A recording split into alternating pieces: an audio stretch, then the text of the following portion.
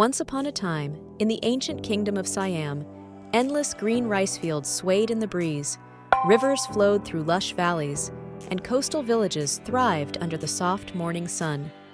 Buffalo grazed lazily by the paddies, and fishermen cast their nets into calm waters.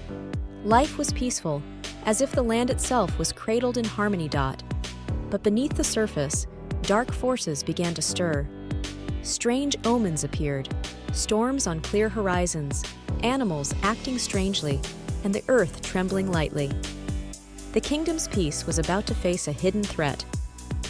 The once gentle sea begins to churn violently as dark, bruised clouds gather on the distant horizon, casting long shadows over the peaceful coastline. The wind howls, sending ripples through the water that grow larger, more menacing with each passing moment. Fishermen rush to shore as the first towering wave crashes against their boats, and the once tranquil waters morph into a treacherous force. The sky, now cloaked in gray, mirrors the deepening fear that grips the villagers. The calm before the storm is no more, and what follows will be chaos. From the depths of the raging ocean, an army of monstrous swordfish erupts into the world, like a creature born from nightmares. Its massive, gleaming snout slashes through the air, sending homes and animals scattering in its path of destruction. As it crashes onto land, its enormous body twists and thrashes, uprooting trees and splitting open fields. The earth shakes under its weight, and villagers scream in terror, abandoning their homes as the beast cuts a swath of devastation across their once fertile land.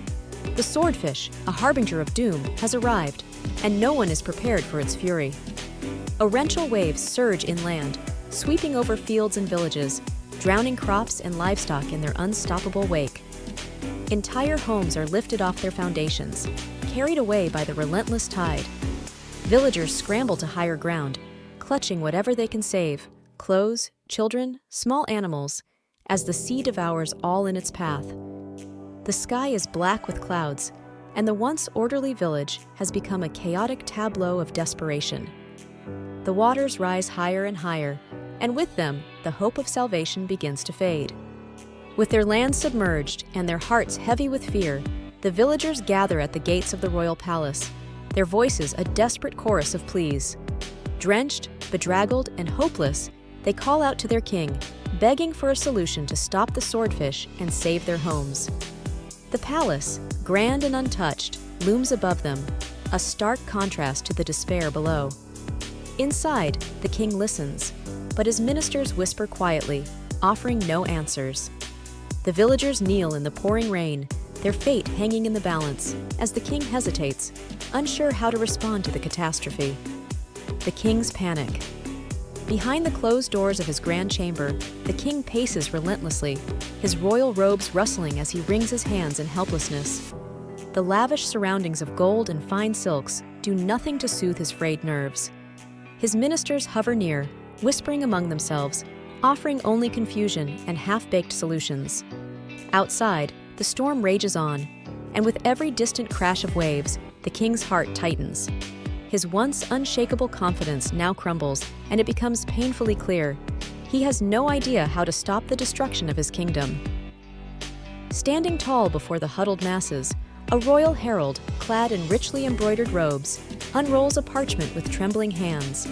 He reads aloud the king's desperate decree, a reward for anyone who can rid the kingdom of the monstrous swordfish and bring peace to the land once more.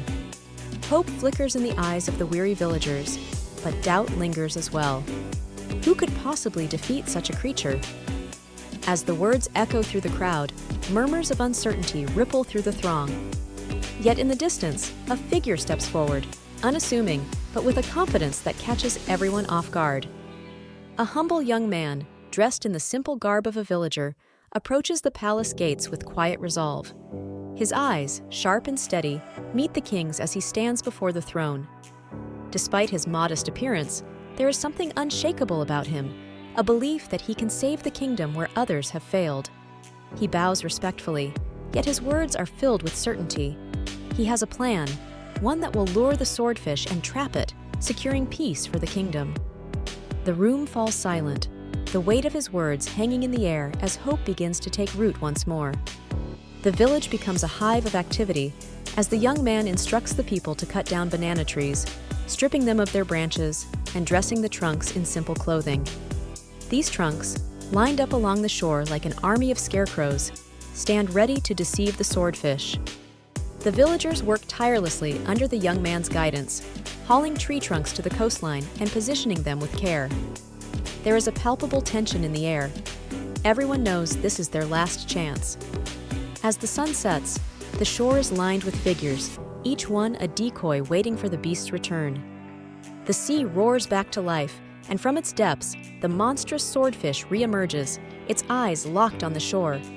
With a violent thrust, it charges at the figures along the beach, its sharp snout stabbing through the trunks one by one.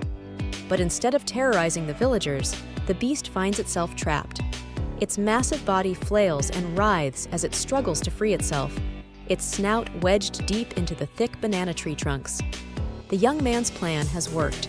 For the first time, the villagers dare to hope as they watch the great creature finally brought to its knees.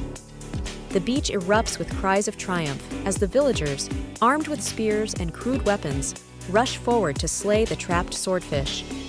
The once feared beast lies still at last. Its reign of terror ended. The young man, now a hero, is lifted onto the shoulders of his fellow villagers, their cheers echoing across the sand. The air is filled with joy and relief.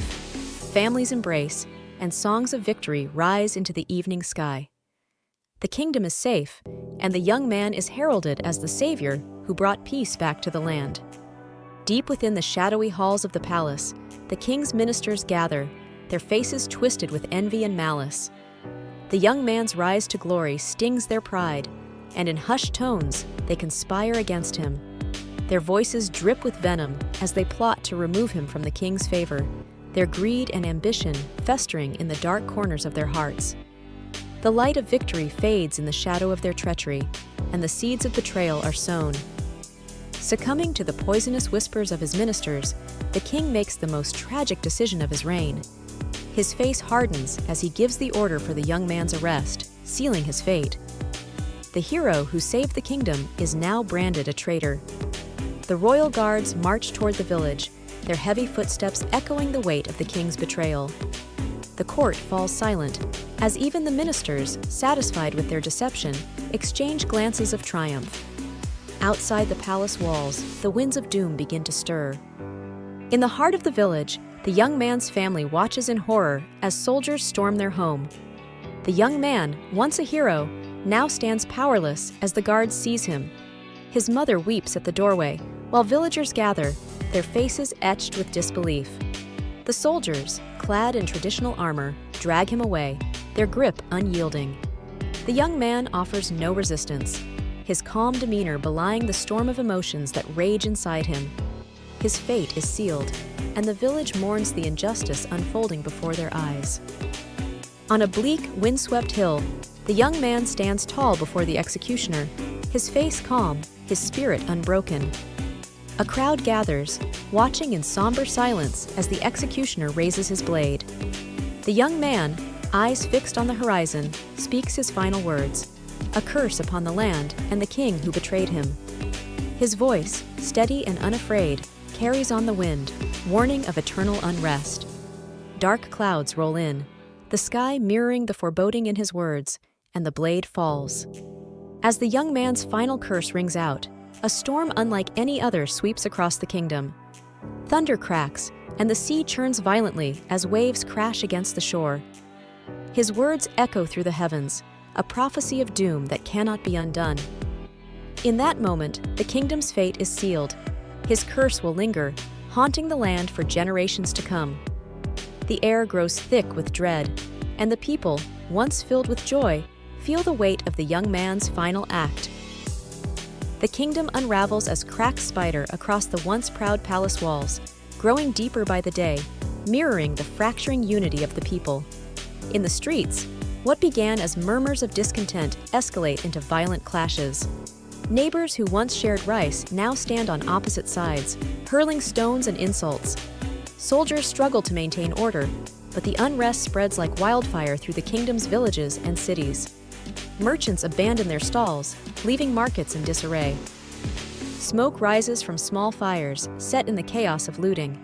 The camera pans across the kingdom, revealing broken windows, torn banners, and crowds in turmoil. Dark clouds loom overhead, casting long shadows over a land once bathed in light. The curse, once just whispered, now weaves its way through every corner, turning the kingdom into a ticking time bomb. He King's regret. Inside the dimly lit throne room, the camera moves slowly, capturing the decay of the once opulent palace. The king, now visibly older, sits slumped on his throne, his white hair and beard unkempt. His regal garments hang loosely on his withered frame as he stares at the crumbling walls around him. His face is lined with deep regret, his eyes hollow as he contemplates the kingdom he has let slip into chaos. The distant sounds of unrest echo through the halls, shouts, crashes, the breaking of a kingdom piece by piece. The ministers who once flanked his sides are gone, leaving him to his solitude and guilt. The camera pulls back to reveal the destruction that now surrounds him. The cracked pillars, the torn tapestries, the flickering torches barely holding back the encroaching darkness. In the silence of his decaying throne room, the weight of his betrayal crushes him, but it is far too late to undo what has been set in motion. The coastline at dusk.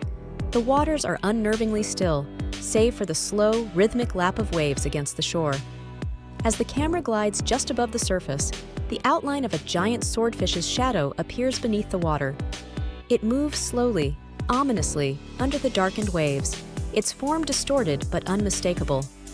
Above, the sky is heavy with dark clouds that swirl with an unnatural energy, a reminder that the curse has not been vanquished.